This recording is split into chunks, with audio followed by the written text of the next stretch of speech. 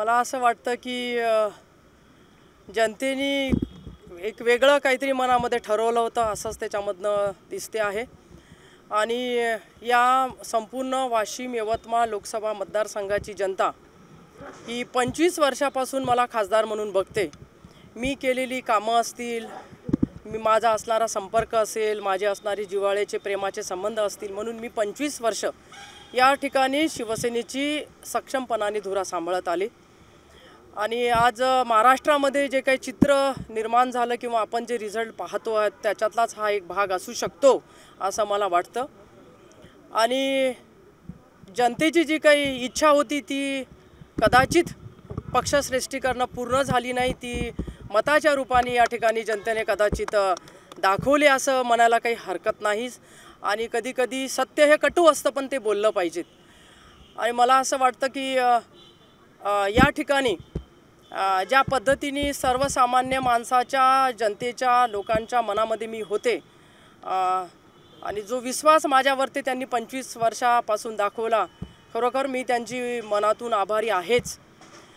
परंतु आदरणीय एकनाथजी शिंदे साहेब असतील किंवा आमचा पक्ष असेल, त्यांच्यावरती सुद्धा वेगवेगळ्या मार्गांनी प्रेशर हे होतंच असं म्हणायला काही हरकत नाही।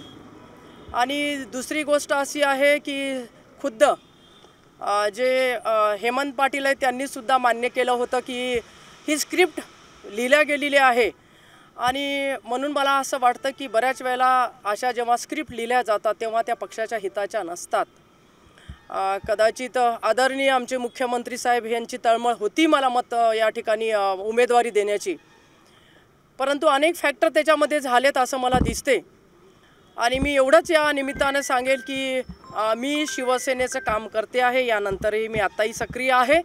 मी या ठिकाणी शिवसेनेची दोन्ही जिल्ह्यात नाही तर या विदर्भातल्या किमान 4-5 जिल्ह्यामध्ये सक्षमतेने ही धुरा सांभाळण्याचं काम एक शिवसेनेची नेत्या म्हणून या ठिकाणी मी केल्याशिवाय राहणार नाही। परत एकदा शिवसेनेला चांगलं बळ देण्यासाठी मी या ठिकाणी काम करेल। आणि निश्चितच मी जे काही कर्तृत्व केलेलं आहे आणि मी जी काही लढलेली आहे, अर्थात या सगळ्या भावांच्या भरोशावरती शिवसैनिक म्हणून मी काम करते आणि हे सगळे भाऊ म्हणून मला साथ देत आहेत। जरी घरामधलं माझं स्वतःच्या कोणी मोठं नसेल, वडील नसतील, भाऊ नसतील, तरी वडील आणि भावांचं जे काही प्रेम मला या सगळ्यांकडनं मिळालं ते फार महत्त्वाचं आहे। आणि त्याच एका प्रेरणेने परत एकदा मतदारसंघामध्ये मी काम करेल। जरी राजकीय गणित या ठिकाणी काही महाराष्ट्राचे निर्माण झाले असतील तरी हार जीत ही असतेच। शेवटी आपण एका उच्च पदावरती गेल्यानंतर कालांतराने काही गोष्टी बदलत असतात, त्या स्वीकार आपण केल्याच पाहिजेत।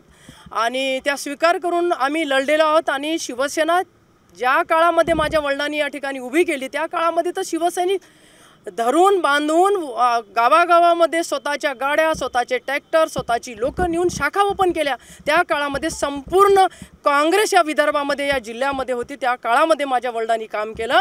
आणि हिंदू हृदय सम्राट आदरणीय बाळासाहेबजी ठाकरे यांच्या हाताने महाराष्ट्रामध्ये सर्वात जास्त शाखा करणारे एक कार्यकर्ते म्हणून माझ्या वडिलांचा सन्मान त्या काळामध्ये महाराष्ट्रामध्ये केला गेला। सर्वात जास्त शाखा त्यांनी केल्या आणि तेच काम या ठिकाणी मी करेल। मला बाळकडू मिळालं आहे की कर्तव्य हे निष्ठेने पार पाडायचं आणि ते निष्ठेने मी पार या ठिकाणी पाडेल हे निश्चित या ठिकाणी सांगेल। जरी काही अशी गोष्ट झाली असेल तरी मी तुम्हाला पहिलेच सांगितलं, ज्या वेळेला मी कामाला लागले त्यावेळेला सांगितलं होतं की मी नाराज होणाऱ्यापैकी नाही। माझ्या मनामध्ये खंत आहे, कारण जो लढवय्या माणूस असतो तो खंत व्यक्त करतो, तो नाराजी कधीच व्यक्त करत नाही।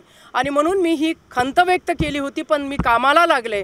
परंतु जनतेच्या मनामध्ये कदाचित वेगळं असू शकते आणि म्हणून या ठिकाणी हा रिझल्ट या ठिकाणी लागला। पुढच्या वेळेला निश्चित ही बाजी आम्ही मारू। या ठिकाणच्या विधानसभा असतील, पुढच्या काळातली लोकसभा असेल, ही निश्चित शिवसेनेची असेल हा विश्वास या ठिकाणी मी आमच्या सगळ्या तमाम या ठिकाणी असणाऱ्या बांधवांना या निमित्ताने देऊ इच्छिते। जे सर्वे झाले होते, जे अंदाज होते ते सगळीकडून चुकलेले आहेत। नवीन उमेदवार द्या अशी मागणी आपल्याच पक्षातील काही लोकांनी केली किंवा सहकारी पक्षातील लोकांनी केली, ते अंदाज चुकले। आता त्याचं खापर नेमकं कोणावर फोडलं जाणार आहे? नाही बघा, आता हारजीत मी आत्ता सांगितलं की हारजीत ही होत असते आणि खापर फोडून काही निष्पन्न होणार नाही, एकमेकाला दोष देऊन काही होणार नाही। तर परत एकदा एकत्र हातामध्ये हात घालून महायुतीला काम करावं लागेल हे मात्र निश्चित या ठिकाणी जनतेने जे कौल दिलेला आहे त्या माध्यमातून मी सांगू इच्छित आहे. स्क्रिप्ट रायटरच्या मतदारसंघातच लीड कमी मिळाला, काय सांगाल याबद्दल? हां, बघा आता प्रश्न असा आहे की त्यावर ते निश्चित आदरणीय आमचे मुख्य नेते एकनाथजी शिंदे साहेब, मुख्यमंत्री साहेब चिंतन करतील. आदरणीय देवेंद्रजी साहेबसुद्धा त्या गोष्टीवर ते चिंतन करतील असा विश्वास मला ठाम आहे.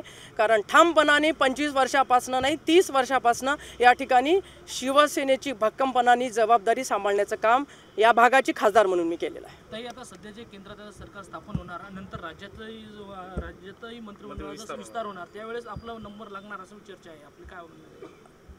माझं काम जर चांगलं असेल आणि माझ्या कामाची जर निश्चित माझ्या मुख्य नेत्यांनी दखल घेतली तर या भागामध्ये यापेक्षाही चांगलं काम मी करून दाखवेल. एबीपी माझा, उघडा डोळे बघा नीट.